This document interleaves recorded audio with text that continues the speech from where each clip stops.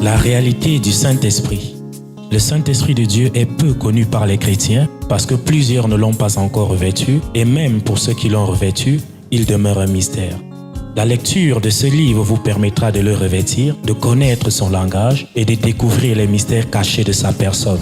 Pour tout contact, appelez au plus 237 678 78 16 21 plus 237 242 0020 09 et il deviendra pour vous une réalité. La réalité du Saint-Esprit, un livre écrit par le révérend pasteur Caleb Ngwa à Tangana.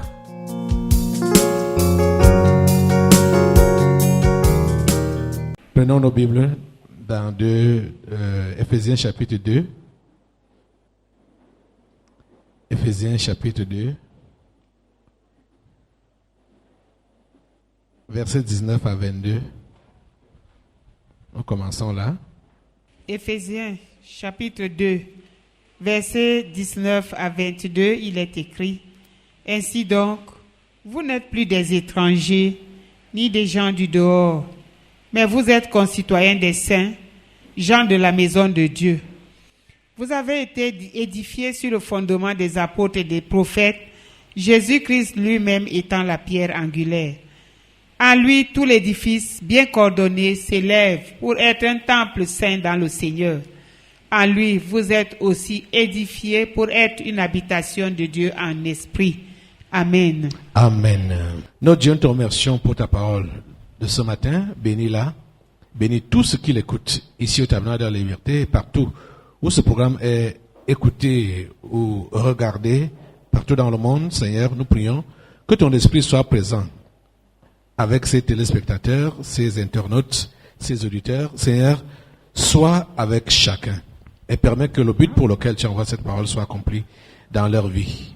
Merci de sauver. Merci de restaurer. Merci, Seigneur, de libérer. Au nom de Jésus. Amen. Prenons place dans sa sainte présence. Soyez tous les bienvenus à ce programme.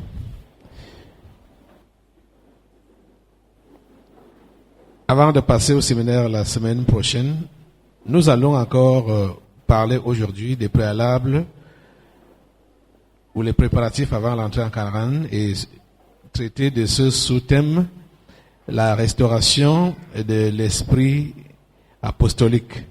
Nous sommes basés sur le fondement des apôtres. Nous sommes l'Église, le temple. Nous sommes les saints de Dieu. Et malheureusement, plusieurs ignorent cette réalité que tout chrétien aujourd'hui doit avoir pour référence les apôtres de Christ et ses prophètes.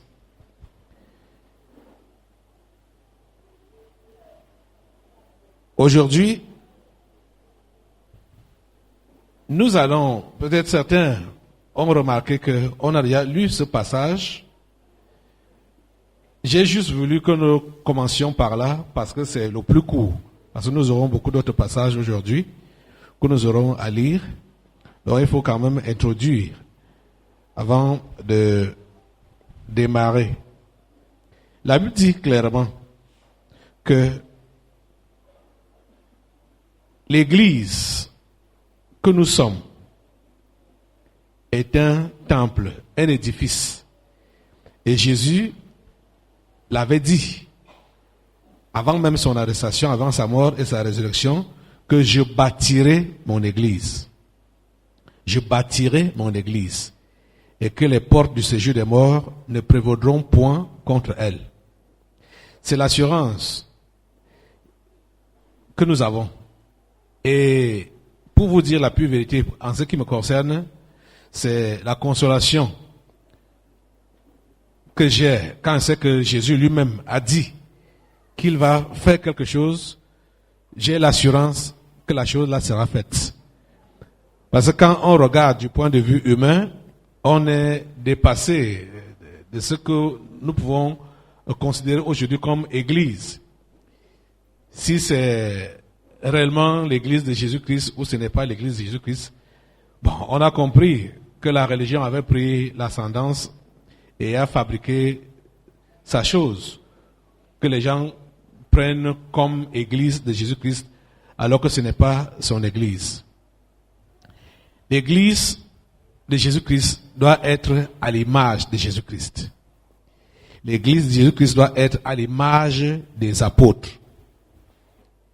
Je vais reprendre la lecture là où nous avons commencé. On nous dit que ainsi donc, vous n'êtes plus des étrangers. Un chrétien, un enfant de Dieu, n'est pas étranger aux choses de Dieu. Parce que il n'y a pas de discrimination chez Dieu. L'apôtre a dit quelque part qu'il n'y a plus ni juif, ni grec, ni circoncis, ni incirconcis. Ainsi donc, vous n'êtes plus des étrangers, ni des gens du dehors, mais vous êtes concitoyens des saints, gens de la maison de Dieu. Les 2 dernières séances, jeudi passé et dimanche, nous avons vu ce fait que l'église ou le chrétien ne devrait pas ressembler aux païens. Nous avons été païens. Contrairement à ce que la religion a enseigné à plusieurs qui sont nés chrétiens. Parce qu'il y a d'autres, vous allez poser la question à quelqu'un, parce que vous faites même une remarque dans sa vie, que mais ce que tu fais là, c'est comment? Tu es chrétien? Dis non, je connais Dieu depuis quand? Depuis ma naissance. Donc, des gens prétendent connaître Dieu depuis leur naissance, mais la vie qu'ils pratiquent, la vie qu'ils mènent, ne ressemble en rien à ce que on sait de Dieu ou on sait de Christ. Vous êtes des concitoyens des saints, gens de la maison de Dieu. Le chrétien doit être différent du païen en tout, que ce soit le comportement, le langage, les habitudes, ça doit être différent. On a vu, j'ai dit que le chrétien s'est dépouillé du vieil homme. Ce vieil homme-là est dans la cage. Le chrétien s'est dépouillé du vieil homme et il a revêtu l'homme nouveau. Comme 2 Corinthiens 5:17 dit que si quelqu'un est en Christ, il est une nouvelle créature. Les choses anciennes sont passées, voici toutes choses sont devenues nouvelles. Le vieil homme a été enlevé. On s'est débarrassé de lui et on s'est revêtu de l'homme nouveau. Et c'est ça qu'on nous dit, nous sommes les gens de la maison de Dieu. Pour ceux parmi vous qui avaient dit que vous donnez vos vies à Jésus, s'il arrive que vous gaffez là-bas dehors, quelles sont les remarques que les païens vous font? Hein? Si quelqu'un a déjà eu à gaffer, tu es chrétien, véritable, hein, et tu as gaffé, quelle est la remarque qu'on t'a fait? Il est vrai qu'on fait souvent des remarques juste aussi pour intriguer, hein. Mais si tu as réellement gaffé, tu dis que tu es enfant de Dieu, quelle est la remarque que les païens t'ont fait? Hein? Qu'est-ce qu'ils ont dit? Parce que les païens savent exactement comment le chrétien doit se comporter. Ils le savent. Ils le savent. Ils t'ont fait remarquer que, est-ce que c'est comme ça qu'on vous enseigne là-bas? Est-ce que c'est comme ça qu'un chrétien doit se comporter? Ils vous l'ont dit. Si tu es vrai chrétien, tu as eu honte. Si tu n'étais pas un vrai chrétien, tu t'es justifié. Ah, c'est comme ça. Quand on est vrai chrétien, on a honte, on se repent, on sait que, vraiment, on a failli, on est tombé. Mais si on n'est pas vrai chrétien, on va se justifier. On va se justifier. On va trouver des arguments pour faire taire celui-là. Or, le Seigneur les met à nos côtés comme des garde-fous. Hein. Si vous êtes chrétien, les païens sont pour vous comme des garde-fous. Parce que chaque personne sait comment on doit se comporter en tant que vrai croyant. Et voilà, mes yeux sont tombés sur le Père là. Quand tu gaffais souvent étant au volant avec tes enfants et ta femme, voilà, dis-nous, qu'est-ce que ta famille te faisait comme remarque? Non, disons que mes enfants me reprochaient, me disaient, mais comment papa, pourquoi tu réagis comme ça? Que je ne dois pas répondre quand on m'insulte, parce que le chauffeur l'a dit souvent, voit sa tête, voit tout ça là, il t'insulte. Moi aussi, je répondais. Bon, depuis un certain temps, je ne réponds plus. J'ai parlé au passé, quand tu gaffais. Oui, quand je faisais ça, je répondais, je les insultais aussi, mais je dis qu'à 2 reprises, mes enfants m'ont reproché dans la voiture, ils me demandent pourquoi papa tu réponds. Bon. Pourtant, tu veux que ces enfants-là soient sauvés. Oui. Et toi, tu disais que tu étais chrétien. Et ce sont tes enfants païens qui te disent que papa, pourquoi tu parles comme ça? Ils ne sont pas tellement païens. Moi, je crois que c'est moi qui étais plus païen. Parce que moi, je ne voyais pas ça comme un mauvais comportement. Quand ils m'ont reproché à 2 reprises, et puis ce que j'ai aussi eu ici, ça m'a beaucoup travaillé. C'est sorti ici, hein? Oui, mais on a, non, pas que les esprits m'ont dit, non.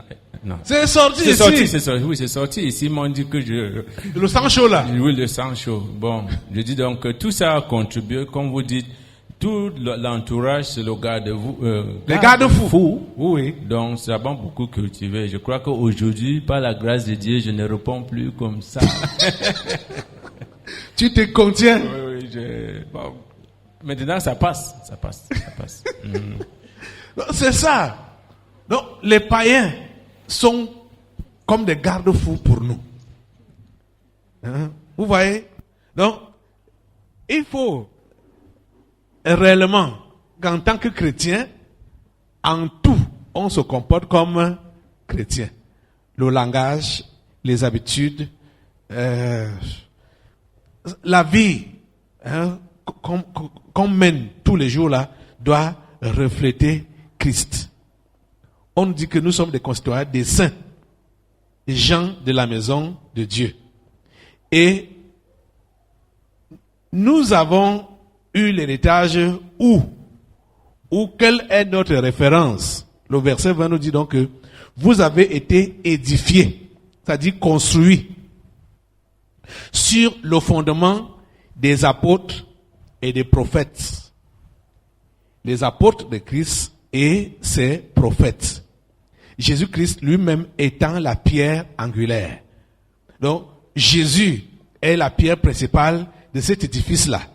Et ce sont les disciples, les apôtres qui font la fondation de cet édifice-là. Tous les autres chrétiens viennent s'édifier ou se construire sur les apôtres. Ça veut dire quoi? C'est sur leur enseignement. C'est sur leur conseil. C'est leur exemple que nous sommes appelés à suivre. Allons un peu dans Apocalypse. Là-bas, c'est le plus long texte qu'on va lire aujourd'hui. Apocalypse chapitre 21. Apocalypse 21, versets 9 à 20. Apocalypse chapitre 21. Attends que les gens arrivent. Il faut que chacun suive. Vous êtes là? Tout le monde est là? Apocalypse 21, verset 9, à partir du verset 9. Jusqu'au verset 20. Puis un des 7 anges qui tenaient les 7 coupes remplies des 7 derniers fléaux vint, et il m'adressa la parole en disant, « Viens, je te montrerai l'épouse, la femme de l'agneau. » Et il me transporta en esprit sur une grande et haute montagne. Et il me montra la ville sainte, Jérusalem, qui descendait du ciel d'auprès de Dieu, ayant la gloire de Dieu. Son éclat était semblable à celui d'une pierre très précieuse, d'une pierre de jaspe transparente comme du cristal. Elle avait une grande et haute muraille. Elle avait 12 portes, et sur les portes 12 anges, et des noms écrits, ceux des 12 tribus des fils d'Israël. À l'Orient, 3 portes. Au nord, 3 portes. Au midi, 3 portes. Et à l'Occident, 3 portes. La muraille de la ville avait 12 fondements. Et sur eux, les 12 noms des 12 apôtres de l'agneau. Voilà. Lisez le verset 14 là ensemble. La muraille de la ville avait... La muraille de la ville avait 12 fondements. Et sur eux, les 12 noms des 12 apôtres de l'agneau. Vous voyez, sur ces fondements-là, les 12 noms des 12 apôtres de l'agneau. Il faut retenir ça. Continue. Celui qui me parlait avait pour mesure un roseau d'or, afin de mesurer la ville, ses portes et sa muraille. La ville avait la forme d'un carré, et sa longueur était égale à sa largeur. Il mesura la ville avec le roseau, et trouva 12 000 stades. La longueur, la largeur et la hauteur en étaient égales. Il mesura la muraille, et trouva 144 coudées, mesure d'homme, qui était celle de l'ange. La muraille était construite en jaspe et la ville était d'or pur, semblable à du verre pur. Les fondements de la muraille de la ville étaient ornés de pierres précieuses de toute espèce. Le premier fondement était de jaspe, le second de saphir, le troisième de chalcédoine, le quatrième d'émeraude, le cinquième de sardonyx, le sixième de sardoine, le septième de chrysolite, le huitième de béryl, le neuvième de topaz, le 10e de chrysoprase, le 11e de diacinthe, le 12e d'améthyste. Voilà. Voilà les 12 fondements des 12 représentant les 12 apôtres de Jésus-Christ. J'ai voulu qu'on lise ça pour que vous-même vous compreniez que l'Église, l'épouse de Jésus-Christ, est une sainte Église. Et ce qui constitue la fondation, ce sont les apôtres. Et on a voulu essayer de nous montrer la qualité de cette fondation-là. Je ne sais pas s'il y a un géologue ici ou bien un bijoutier de haut niveau pour connaître la valeur de ces différentes pierres précieuses qui sont sur cette fondation.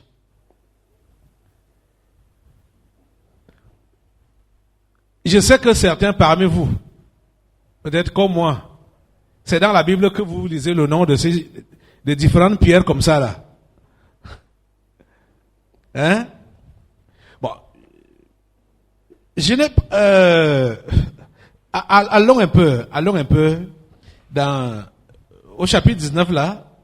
Commence à nous lire un peu les différentes qualités de pierres précieuses qui sont sur cette fondation. Le jaspe, ça ressemble à quoi? Tout ça, ce sont des pierres précieuses et des pierres rares à trouver. Rares à trouver. Vous savez, quand on parle même de l'or, on nous dit ici que la place de la ville était d'or pur. Toutes les pierres précieuses, je ne sais pas s'il y a vraiment un spécialiste dans l'histoire de pierres précieuses qui peut nous donner un peu d'ample explication. Je lance comme ça l'appel à quelqu'un qui peut être là. Hein. Mais ce que je sais, c'est que les pierres précieuses, généralement, on abat un grand travail avec des engins lourds pour faire des fouilles et on enlève le sol, on enlève je veux dire la terre, les cailloux, d'autres cailloux et tout ça là. Et pour aller trouver quelques pierres précieuses seulement, après un grand travail qui est abattu. Quand vous allez entendre parler de mines d'or ou mines de diamants, Ne pensez pas qu'on trouve les gros cailloux là-bas comme ce qu'Arab Contract fait ici à Illuminan. Ce n'est pas comme ça que ça se passe. On abat un grand travail, mais pour trouver un peu seulement. Mais le peu là a beaucoup de valeur. Parce que si ça n'avait pas de valeur, tout ce qu'on met en jeu comme moyen pour pouvoir extraire ces choses-là, on n'allait pas le faire. Parce que vous voyez les engins lourds, les caterpillars, tout ça là, on met ça en jeu, le personnel même, on met ça en jeu et tout, et on laboure le sol, on fait on creuse le sol un peu partout pour chercher à trouver ces pierres précieuses. Et on les trouve en petite quantité, mais des petites quantités qui ont beaucoup de valeur à dépasser le travail ou les moyens qu'on a eu à mettre pour les avoir. Et regardez donc que ce sont ces pierres précieuses avec lesquelles on a construit la ville sainte. Vous êtes en train de voir ça? Ça veut dire quoi? L'église de Jésus-Christ ne doit en aucun cas ressembler à la poubelle. Vous comprenez, non? C'est-à-dire, si on nous donne une petite image ici les 12 fondations, et on dit bien les 12 fondations des 12 apôtres de Jésus-Christ. Les 12 apôtres de Jésus-Christ. Et nous voyons le genre de pierres précieuses avec lesquelles on a eu à construire ces fondements. On comprend que l'église de Jésus-Christ ne doit en aucun cas ressembler à la poubelle, aux déchets, à la saleté. Ça ne doit pas ressembler à ça. Vous comprenez? Ça ne doit pas ressembler à ça. Et ne pensez pas que on a commencé la fondation avec ces pierres rares, le jaspe. Vous savez que ça ressemble à quoi? Hein? Le jaspe ressemble à quoi? Le saphir. Vous savez que ça ressemble à quoi? Vous allez voir que la plupart de ces noms de pierres précieuses, ce n'est que les gens des sectes qui utilisent souvent ça. Dans les différentes loges là, il y a des chapitres qui peuvent appeler émeraude, calcédoine, machin. Les sectes, Rose-Croix, franc-maçon, dans leurs différents chapitres là, ils ont pris ces noms de pierres. Ce qui est bizarre, c'est que c'est les gens des ténèbres qui exploitent maladroitement certaines vérités bibliques que les enfants de Dieu même ignorent. Parce que quand vous allez les entendre qualifier les chapitres, leur regroupement de ces noms des pierres précieuses, vous devez comprendre que n'importe qui n'a pas le droit d'être dans ce groupe-là. C'est sélectif. Ce n'est pas n'importe qui entre dedans. C'est-à-dire, même si tu veux même devenir sectaire, ils ont déjà vu ton esprit, ils savent que toi, tu ne peux pas correspondre à notre chapitre-ci, à notre lieu-ci. Tu ne peux pas. Vous êtes en train de comprendre ça? Mais les enfants de Dieu, les chrétiens, sont tellement ignorants. Ignorants. Oh mon Dieu. Et cette ignorance, je crois qu'en partie, que c'est parce que l'esprit apostolique a disparu depuis la mort du dernier apôtre. Ce qui fait que les différents enseignements que le peuple de Dieu a reçus étaient des enseignements légers qui ne leur demandaient, il n'y a pas d'exigence, on ne leur montrait pas, on ne leur faisait pas comprendre que vous devez vous prendre au sérieux, que Dieu ne veut pas la moyenne, mais Dieu veut toute la note en ce qui concerne la chrétienté. Ce n'est pas la moyenne que Dieu cherche. Dieu veut toute la note, que chacun d'entre nous doit donner le meilleur de lui-même. L'église de Jésus-Christ n'est pas la poubelle. Ce n'est pas l'église des ratés. Ce n'est pas l'église des pourritures. Ce n'est pas l'église des ramassis. Ce n'est pas ce genre d'église-là. Parce que si les fondements sont construits avec ce genre de pierre, nous devons comprendre que l'autre matériel que Dieu va utiliser pour mettre sur la fondation doit aussi être précieux. Ça ne doit pas être du n'importe quoi. Vous êtes en train de comprendre ça? Allons un peu, peut-être avant de revenir voir ces pierres, en attendant que peut-être quelqu'un qui a fait la géologie ou bien est dans les pierres précieuses peut venir et intervenir par rapport à ces différentes pierres. Allons dans Éphésiens encore. Éphésiens au chapitre 5. Allons là-bas au chapitre 5 maintenant. Éphésiens chapitre 5, versets 25 à 27. Marie, aimez vos femmes, comme Christ a aimé l'Église et s'est livré lui-même pour elle, afin de la sanctifier par la parole, après l'avoir purifiée par le baptême d'eau, afin de faire paraître devant lui cette Église glorieuse, sans tache, ni ride, ni rien de semblable, mais sainte et irrépréhensible. Voilà. Verset 27 dit que l'Église doit être comment? Lisez ça. Chacun lit dans sa Bible. Afin de faire paraître devant lui cette Église glorieuse, sans tache, ni ride, ni rien de semblable, mais sainte et irrépréhensible. Amen. Amen. Voilà l'image de l'Église de Jésus-Christ. C'est la raison pour laquelle on voit que cette Église est construite, a eu des fondements, déjà même jusqu'à 12 fondations. 12 fondations. Et les fondations ont des pierres précieuses que beaucoup vont mourir sans mettre l'œil sur ça, sans voir à quoi ça ressemble. Et c'est sur ça que l'Église est construite. Ce que l'apôtre dit ici est très significatif. Puisque aujourd'hui, ce n'est pas la parole, je veux dire la parole de Christ, qui est enseignée dans les églises. C'est la parole des hommes. C'est la théologie des hommes. C'est la philosophie des hommes. Mais vous comprenez, dans Éphésiens 5 là, pour que Dieu ait les résultats qu'il veut, au verset 27, qu'est-ce que le verset 26 nous dit? Afin de la sanctifier par la parole.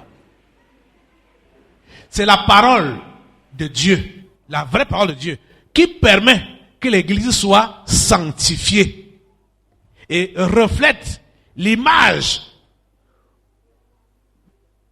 c'est-à-dire l'image de la sainteté, de la pureté que Dieu veut d'elle. Ça se fait par la parole. Afin de la sanctifier par la parole, après l'avoir purifiée par le baptême d'eau. Quand vous avez des paroles qui vous disent seulement comment vous devez prospérer, alors que vous vivez dans le péché, mais on ne fait que vous bombarder, que vous êtes les têtes et non la queue, vous êtes en haut et non en bas, vous allez voyager, vous allez vous marier, vous allez avoir des enfants, n'importe qui a des enfants, non? Est-ce que le païen prie avant même d'avoir l'enfant? Est-ce que le sectaire prie avant d'avoir l'enfant? Le sectaire n'a pas besoin de ces choses-là, de la prière, pour avoir de l'enfant, ou pour avoir des moyens, de l'argent, voyager, avoir des grosses voitures ou des grosses maisons. Le sectaire n'a pas besoin de ça. Quand on va donc vous orienter, rien que vers ce côté-là, c'est qu'on ne veut pas que vous puissiez vous convertir. Parce que, en réalité, quand vous allez voir les sectaires mépriser l'Église, c'est parce qu'ils savent que dans la plupart des choses qu'on appelle l'Église là, il n'y a pas de vérité dedans. Le vrai Dieu n'est pas dedans. Ou quand les gens se lèvent pour dire qu'ils donnent les témoignages, ils savent que c'est des histoires qu'ils sont en train de raconter. Même si ça peut être vrai, que réellement tu étais dans une condition misérable et le Seigneur t'a béni, t'a élevé, mais le sectaire a plus que ce que tu as là. Le Rosicrucien, le franc-maçon, l'Illuminati a plus que ce que tu as là. Toi, tu vas dire que Dieu t'a béni. En quoi? Qu'est-ce qui peut toucher le sectaire? C'est quand quelqu'un vient raconter comment il a été transformé, comment il a été sectaire et comment il a reconnu que ça ne donnait rien. Il raconte les misères profondes que ces gens-là connaissent. Parce que tout ce qu'ils peuvent avoir là comme argent, comme bien, comme fraîcheur, ce n'est que de l'apparence. En vérité, dans leur fond intérieur là, ils sont misérables. C'est le genre de témoignage là, de la transformation intérieure et qui se manifeste à l'extérieur, qui va toucher le secteur. Ce n'est pas le fait de dire que Dieu m'a donné la grâce d'être nommé, d'être avoir de l'argent, me construire une maison, acheter une voiture, tout ça là, ça c'est des foutaises. Ça ne sert à rien. Ça ne sert à rien.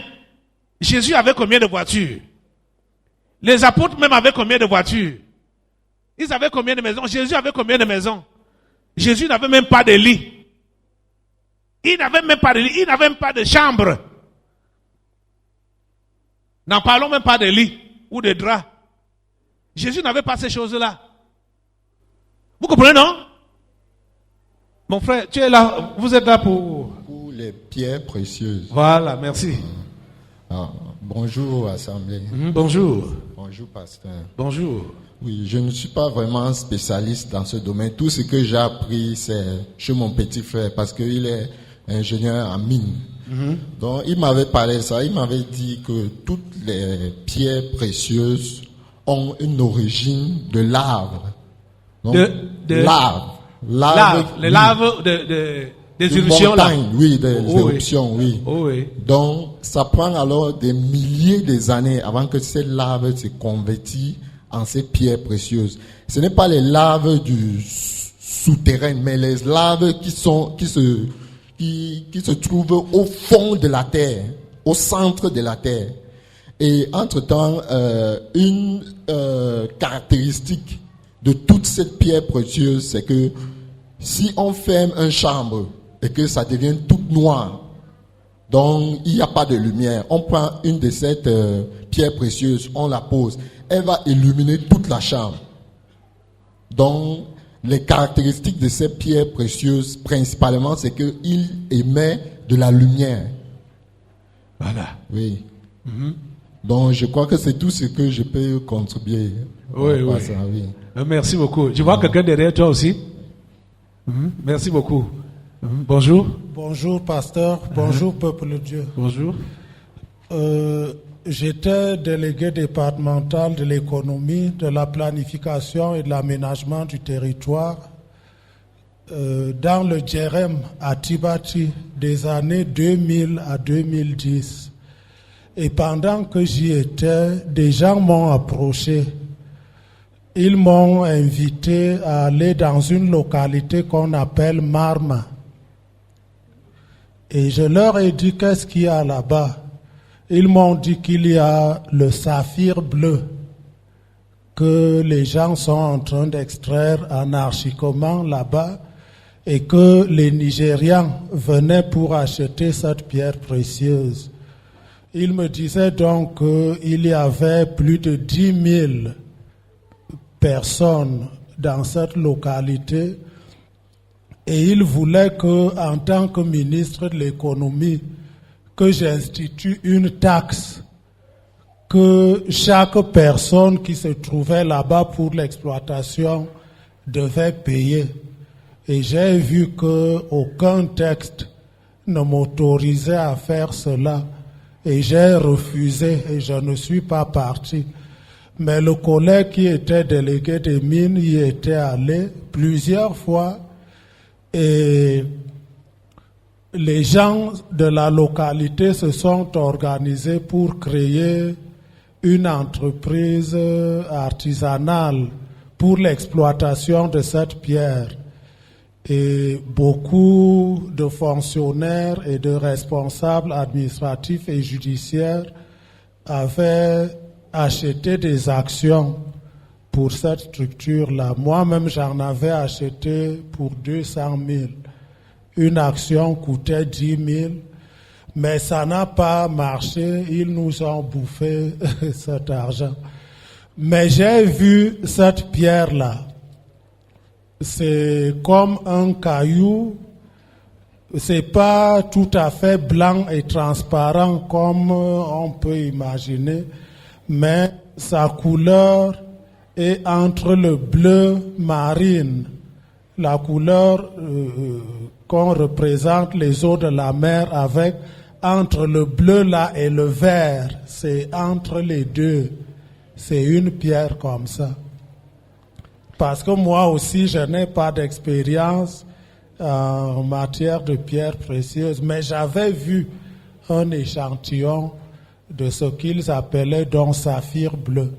C'était des petites pierres de rien du tout et le travail était ardu sur le terrain comme tu viens de le dire dans la prédication. Voilà. Et écoute, on dit que pour ton cas d'espèce, il y avait 10 000 personnes qui étaient déployées sur les lieux. Plus de 10 000. Ouais. Vous voyez? Pour trouver quoi? Des petites pierres. Des petites pierres. Hein? Le plus gros pouvait faire combien de grammes? Je ne peux pas évaluer en tête, mais aucune pierre n'atteignait la grosseur du doigt, aucune. Voilà. C'était de toutes petites. Voilà. Et imaginez donc que c'est ça qui fait la fondation de l'église. Et 12 pierres différentes pour faire la fondation de l'église. Donc, les pierres à rechercher, c'est-à-dire ceux parmi vous là, qui prenaient la vie chrétienne comme une vie banale, comme une vie, oh mon Dieu, vous vous comportez n'importe comment, vous vous permettez de dire n'importe quoi, d'aller dans n'importe quel milieu. Vous ne savez pas ce que vous êtes. Si vous êtes vraiment chrétien.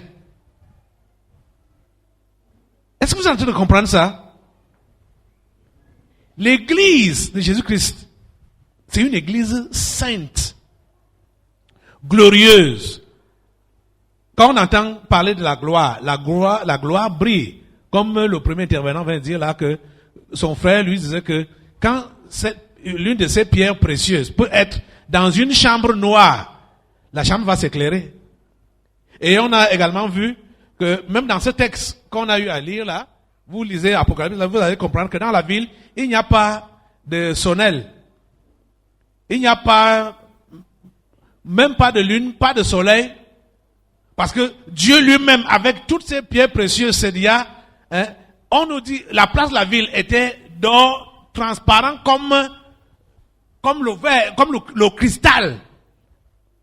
Voilà même les choses. Quand on prononce même ces choses-là, beaucoup n'ont même pas encore vu ça avec les yeux. Même l'or quand même, on a quand même quelques débris qu'on couvre les fers avec ça, on peut porter ça comme bijoux et consorts. Mais regardez, la place de la ville était couverte d'or. C'est-à-dire les routes de la ville couvertes d'or, transparent comme du cristal. C'est-à-dire, quand on dit transparent comme du cristal, ça veut dire que tu peux te mirer. Quand tu marches comme ça, tu vois ton image au sol. Il y a un autre intervenant là. Bonjour peuple de Dieu. Bonjour. Papa, durant mon travail avec les Chinois, j'ai eu à voir deux matières, dont l'or et le saphir. L'or, au départ, c'est le sable. Pour obtenir ce que nous portons là, il faut l'épurer avec le feu. Et un micron de grammes d'or, c'est beaucoup d'argent. Le saphir, j'ai vu le saphir. C'était le saphir noir. C'est comme le capuchon aussi. Une pierre. Et c'est une grande valeur. Bon, on peut mettre ça ici, là. Toute la salle, ça va éclairer toute la salle. Même comme c'est noir. Même comme c'est noir. Papa, c'est que tu tiens ça comme ça, là. Tu regardes comme ça, tu t'es mis. C'est noir. Vous voyez les fruits noirs comme nous vendons souvent ici, là. C'est comme ça que c'est. Mais c'est brille. Vous vous mettez comme ça, vous vous mirez avec. C'est ça qui... Alors que c'est noir. Alors que c'est noir. Bon, pour le travail qu'on doit effectuer, il faut aller à des dizaines de mètres pour puiser. Au fond du sol. Au fond du sol. Parce qu'on arrive à un niveau où il n'y a plus de souffle. Il n'y a plus l'air. Il n'y a plus l'air. C'est pour ça que la dorsale camerounaise là, Tibati, Banula, s'était effondrée. Parce que c'était ça que... Les gens creusaient. Les Chinois creusaient. Oui. Il y avait les Chinois, il y avait les Vietnamais et les Thaïlandais. Ah, les Asiatiques. Oui, seulement des Asiatiques. Ouais. Ainsi. Et quand les Camerounais veulent même un peu devenir actionnaires comme notre frère là, on bouffe ces 200 000. Ok, oui, il y a un autre intervenant. Bonjour Assemblée de Dieu. Bonjour. Oui, bon, je voulais juste intervenir au niveau même de la constitution même de ces pierres précieuses. Vous savez que le monde est pratiquement formé d'alluvions. L'alluvion, c'est-à-dire des saletés. Les déchets là sont entrés à l'intérieur du sol, plus ils se sont agglomérés et sont devenus de plus en plus durs. Donc, la plupart du temps, c'est que ces alluvions se sont agglomérées autour de ce qu'on appelle le carbone, pour ceux qui ne sont pas initiés. Donc, le carbone s'entoure pratiquement de ces alluvions et fait une sélection. Une sélection pour ceux qui peuvent provoquer un rayonnement. Il s'avère donc que pour les métaux, pour les pierres précieuses qu'on a citées là, la composition principale c'est toujours le carbone. Mais il s'avère aussi que une fois que ce carbone est installé, plus il va loin dans le sol, plus il devient dur, et à telle enseigne que quand on va le travailler, suivant l'intensité du travail fourni, il peut fournir un certain rayonnement. Et le rayonnement est tel que, une fois qu'il est exposé à la lumière, il y a un certain type de lumière qui peut traverser le carbone et d'autres sont rejetés dans toutes les directions. Ce qui fait donc la brillance. Quand vous éclairez par exemple l'or, c'est une variété du carbone. Une variété, mais suivant le travail qui a été fourni, ou bien suivant la profondeur du sol, il a pu se former. Une fois qu'on l'éclaire avec de la lumière blanche, il y a donc des rayonnements bleus qui sont complètement rejetés. Ils ne peuvent pas traverser. Quand ils sont rejetés là, quand vous voyez sa lumière, vous le voyez bleu. Et un autre qui a été travaillé à partir du même carbone, c'est ce qu'on appelle en physique et en chimie des variétés allotropiques. C'est-à-dire que c'est le même élément, mais qui a plusieurs autres formes. Donc quand il rejette ces lumières-là, vous pouvez, tant que vous n'avez pas atteint le fond de son rayonnement, vous n'avez pas encore fini le travail. Et pour atteindre ceci, lui, il a parlé des mètres. Des mètres ici. Non, c'est pas des mètres, c'est des kilomètres. C'est des kilomètres. Si vous voyez la quantité de terre qu'on peut sortir à partir d'un trou où on a extrait 1 kilogramme, je vais jusqu'à 1 kilogramme d'or. C'est des milliards et des milliards de kilogrammes de terre qu'on fait sortir et le trou reste béant. C'est-à-dire que cette terre, même si vous tentez de remplir, elle ne rentrera pas là-dedans. Parce que cette variété allotropique étant sortie de là, on ne peut plus remplir. La Terre a une certaine masse volumique qui veut que quand vous la creusez, ça se passe comme ça quand on creuse les tombes. Il y a toujours un reste. Il y a toujours un reste. Et ça fait que la petite quantité qu'on a extraite là ne représente rien devant la quantité de terre qui a été sortie. Donc ça devient quelque chose de très surprenant. Et ceci aussi, ça, chaque fois qu'on va d'un métal, du moins ce n'est pas un métal, quand on va d'une variété à une autre, obligatoirement, il y a ce qu'on appelle aussi la dureté. La dureté, c'est-à-dire que il y a toujours un qui sera plus dur que l'autre. Vous pouvez prendre un, vous frottez sur l'autre, il ne fait rien. C'est-à-dire qu'il n'arrive pas à se frotter. Mais un autre, il y a un autre qui va aussi être au-dessus de celui-là. Donc ça fait quelque chose de très surprenant. C'est surtout basé sur ce qu'on appelle au niveau de la propagation de la lumière les indices de réfraction. Ok, merci beaucoup. Il y a un dernier intervenant là derrière toi. Je ne connais pas la géologie, mais je vais interpréter pourquoi il y a la lumière. C'est-à-dire le grand débat scientifique est la lumière. C'est pour ça que quand nous écrivons, dans l'espace occidental, nous écrivons de la droite vers la gauche. Et dans l'espace oriental, on écrit de la gauche vers la droite. C'est-à-dire que la lumière est quelque chose d'extraordinaire. C'est-à-dire, pour l'Orient, ils disent que Dieu naît de l'Orient et Dieu doit donc porter la lumière vers tout l'univers. C'est-à-dire que l'Orient, est du côté droit. Et ils se disent donc que l'écriture, en écrivant... Du côté gauche. Du côté gauche, on transporte la lumière pour l'amener dans tout l'univers et dans l'Occident. Et maintenant, l'Occident se considère comme le siège où la lumière doit partir. Et ils décident donc que l'écriture doit partir de leur côté vers l'autre côté de la feuille. Bon, maintenant, en ce qui concerne la lumière, il y a ce qu'on appelle la théorie ondulatoire. C'est-à-dire que toute chose, même comme je suis placé là, j'émets des ondes. Mais la capacité de ces ondes à produire de la lumière, c'est-à-dire comme le collègue le disait là, il y a ce qu'on va appeler les longueurs d'onde. C'est-à-dire que quelle est la longueur d'onde? C'est-à-dire qu'il y a le visible, chaque couleur s'intercale dans ce qu'on appelle les espaces de longueur d'onde. Ça veut dire que pour que j'ai la lumière, c'est-à-dire qu'il y a un espace où mes ondes devraient se placer. C'est pour ça que quand vous voyez, on adore Einstein beaucoup. Einstein n'est pas le plus grand savant. Il ne l'est pas. Le monde spirituel, c'est-à-dire, adore Einstein. Parce que lorsqu'on n'est pas scientifique, on ne peut pas savoir que Einstein n'a même pas fait grand-chose. Il y a des grands auteurs comme Oppenheimer, beaucoup de grands auteurs. Mais la caractéristique d'Einstein, c'est qu'il a pu démontrer que un corps, même au repos, émet de l'énergie. C'est ce qui explique la sorcellerie, parce que Einstein a pu démontrer que, comme l'homme, comme tout objet émet les rayonnements, comme nous voyons que le ciel n'a pas de soleil, mais les pierres qu'il a émettent un rayonnement qui fait qu'on n'a plus besoin de la lumière divine. Ça veut dire que la lumière, les rayonnements que ces métaux émettent sont du registre du visible.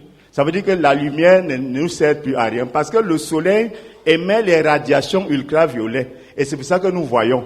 Ça veut dire que ces métaux-là émettent donc ces rayonnements que le soleil donne. Donc Einstein a pu démontrer qu'un corps au repos émet des rayonnements. Ça veut dire que même un homme qui dort peut émettre des rayonnements qui peuvent être soit du Saint-Esprit, soit diaboliques. C'est pour ça qu'on l'acclame comme le plus grand savant du siècle, alors qu'il y a eu des très grands auteurs avant lui. Donc le problème de la lumière et de la matière, c'est tout un débat très important. Tout un débat très important. C'est pour ça que lorsque on voit les statues, c'est-à-dire que la forme, la configuration joue un très grand rôle. C'est pour ça qu'on paye cher les logos. C'est-à-dire, s'il y a des logos qui émettent des ondes qui sont du registre diabolique, ça veut dire que le milieu de la radiation et le milieu spirituel, tout ça est lié. C'est pour ça que pour faire une photo, il faut la lumière. Il faut la lumière. Ça veut dire que Dieu est la source de la lumière la plus grande. Et on appelle ça, comme disait le collègue, c'est-à-dire la théorie des volcans. C'est-à-dire les mathématiciens ont cherché toutes les fonctions qui peuvent croître jusqu'à l'infini sans décroître. Ils sont arrivés à la plus grande fonction, c'est la montagne. C'est-à-dire que Dieu voulait montrer que on ne peut que croître, atteindre un certain niveau humainement, après on décroît et on appelle ça la théorie des volcans. Ça veut dire que et la grande montagne, c'est Jésus. Et la plus grande montagne, c'est Jésus. Donc c'est à peu près ça. Donc le débat de la lumière et des matières, c'est un débat qui a beaucoup influencé le monde. Et la grande lutte aujourd'hui, vous voyez, certains écrivent ici, les Arabes écrivent là, ainsi de suite. Donc vraiment, vous abordez un problème scientifique assez très profond. Ce n'est même pas moi. Moi, je découvre seulement dans la Bible. Et j'ouvre le débat. Donc, les sectes, quand vous lisez les matières que le monde connaît, vous allez voir, on dit or. Le mot or n'est que la traduction française. C'est-à-dire que beaucoup de ces matières ont les propriétés de beaucoup de secteurs. Prenons l'antimoine, un composé qu'on appelle l'antimoine. C'est un composé qui a tué beaucoup de moines catholiques autour du Rhin, c'est-à-dire le grand fleuve qui traverse l'Allemagne. C'est-à-dire que la recherche minière tue beaucoup d'hommes. Beaucoup. C'est-à-dire qu'il y a eu ce qu'on a appelé l'ère philosophale. Ça veut dire que les gens ont voulu tout transformer en or. Ils ont voulu tout transformer en or, on appelle ça l'ère alchimiste. Bon, lorsqu'on va lire donc la Bible, avec un recul assez fort, on va voir que Jésus a défié tout cela. Parce que le très grand problème que le monde a eu, c'est qu'il fallait chercher un liquide qui peut tout dissoudre. Première chose. Et deuxièmement, il fallait trouver un processus qui peut donner les matières dont vous parlez. Et l'homme a fait toutes ces aventures, il a échoué. Or, lorsqu'on voit avec Jésus, Jésus est venu avec son sang dissoudre tous les péchés. Ça veut dire qu'il a pu trouver le liquide qui peut tout dissoudre. C'est ça. Qu'on n'a pas pu trouver scientifiquement. Oh mon Dieu. Puisque, quand on dit que Dieu est omniscient, ce n'est pas juste une façon de dire. C'est ce qui est vrai. Il n'y a pas de plus grand scientifique que Dieu lui-même. Vous comprenez, non? Donc, un sang, aucun scientifique ne pouvait aller, il fallait aller au ciel avant d'aller faire descendre Jésus et prendre de son sang pour pouvoir avoir donc ce liquide-là. L'Église catholique s'est chargée beaucoup. Tu dis? L'Église s'est chargée beaucoup. C'est-à-dire qu'on appelle ça l'ère philosophale. Ils se sont chargés beaucoup pour chercher un liquide qui pouvait tout dissoudre. Quand vous lisez les noms antimoine, sodium, hydrogène, ainsi de suite, c'est-à-dire ils ont travaillé beaucoup pour trouver un liquide qui pouvait tout dissoudre. Ils ont appelé ça l'ère de l'Albâtie. Ils n'ont pas pu trouver. Deuxièmement, ils ont voulu trouver un processus qui permet qu'on quitte du carbone, comme le collègue le disait, pour arriver à l'or. Parce que le monde est fait de sédiments, de déchets. C'est-à-dire, ils ont cherché à quitter du bois à l'or. Ils n'ont pas pu. Ils ont cherché à quitter du gravier à l'or. Ils n'ont pas pu. Parce que les rois voulaient l'or. Les rois voulaient les matières on dit que le ciel a en désordre. Les rois ont mis des gens, tué des gens pour transformer les matières tout en or. Et on a appelé ça l'ère alchimiste. Maintenant, lorsque Jésus arrive, il démontre que lui, il ne respecte pas les lois que l'homme n'a pas pu faire. L'eau n'a pas le carbone, mais le sang a le carbone. C'est-à-dire, lui qui de l'eau, il arrive au carbone. L'eau n'a que l'hydrogène et l'oxygène. Lui qui de l'eau, il arrive au sang. Or, le sang a le carbone, le glucose. Je ne suis pas biologiste. Ça veut dire qu'il a défié les lois alchimistes. Il a défié, c'est-à-dire qu'il a défié les lois de la transformation. Et pour lui, pour quitter du carbone, à toutes les matières qu'on parle, il est Dieu. S'il a pu quitter de l'eau au vin, ça ne lui coûte rien de quitter du sable à l'or, de quitter du sable au saphir. Ça ne lui coûte absolument rien. Amen. Amen. La réalité du Saint-Esprit. Le Saint-Esprit de Dieu est peu connu par les chrétiens parce que plusieurs ne l'ont pas encore revêtu et même pour ceux qui l'ont revêtu, il demeure un mystère. La lecture de ce livre vous permettra de le revêtir, de connaître son langage et de découvrir les mystères cachés de sa personne. Pour tout contact, appelez au plus 237 678 78 16 21 plus 237 242 0020 09 et il deviendra pour vous une réalité. La réalité du Saint-Esprit, un livre écrit par le révérend pasteur Caleb Ngwa à Tangana.